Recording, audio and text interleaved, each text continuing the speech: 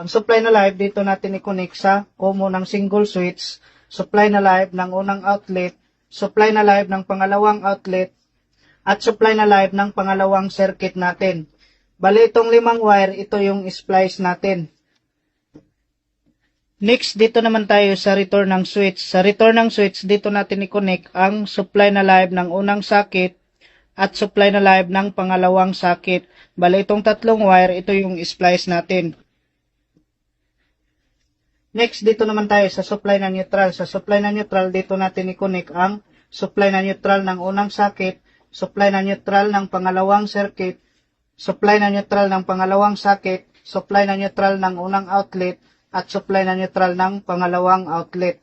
Bali itong 6 na wire, ito yung splice natin. Next, dito naman tayo sa pangalawang circuit. Ito na yung supply natin na 220 volts. Black, ito yung live, white naman neutral. Ang supply na live, dito natin i-connect sa common ng single switch at supply na live ng outlet. Itong 3 wire, ito yung splice natin. Next, dito naman tayo sa return ng single switch. Sa return ng single switch, dito natin i-connect ang supply na live ng socket. Bali, itong 2 wire, ito yung splice natin. Next, dito naman tayo sa supply na neutral. Sa supply na neutral, dito natin i-connect ang supply na neutral ng socket at supply na neutral ng outlet.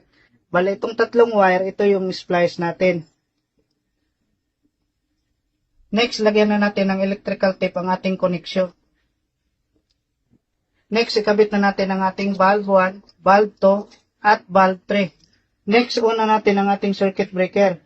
So, kapag i-switch on natin itong switch, dapat itong 2 valve ay sabayan iilaw. Ngayon, subukan natin kung may supply ang 2 outlet gamit yung test valve.